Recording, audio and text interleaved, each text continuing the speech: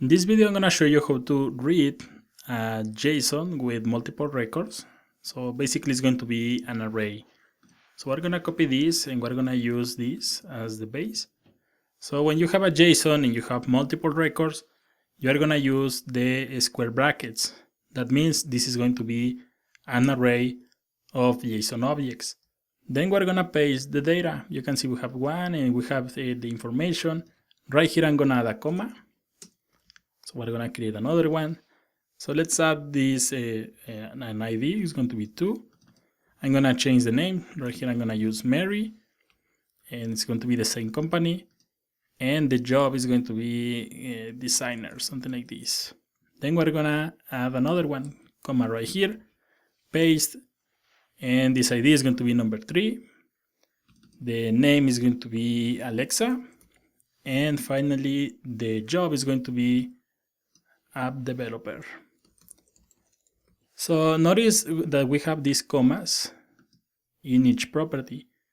Only the last one doesn't have a comma. This is really similar when you have an array of JSON objects. You have a comma here, but this one, the last one, doesn't require the comma. And actually, if you add a comma right here, this is going to print an error. You can see that we have this error right here, trailing comma.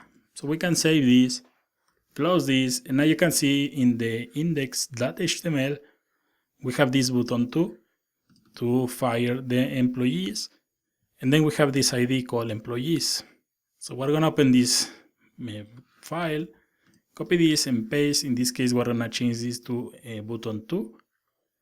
And we're going to call this function load employees in plural. So this is going to be really similar. So we're going to copy this function. And right here, I'm going to add displays single employee.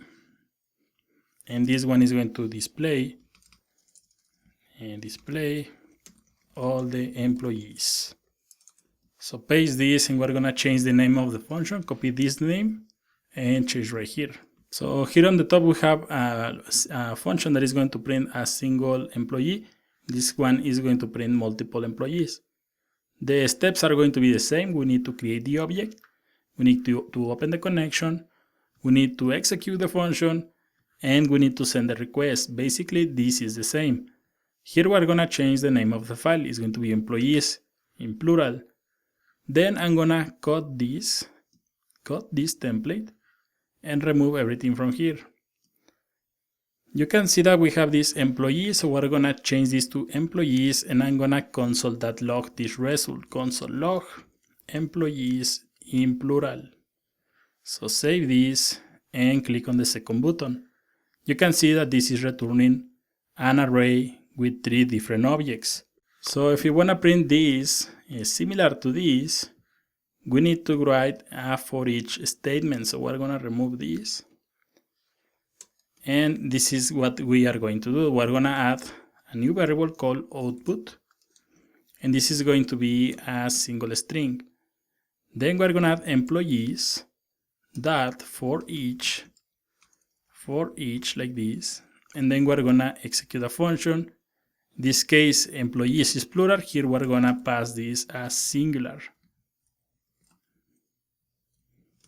like this.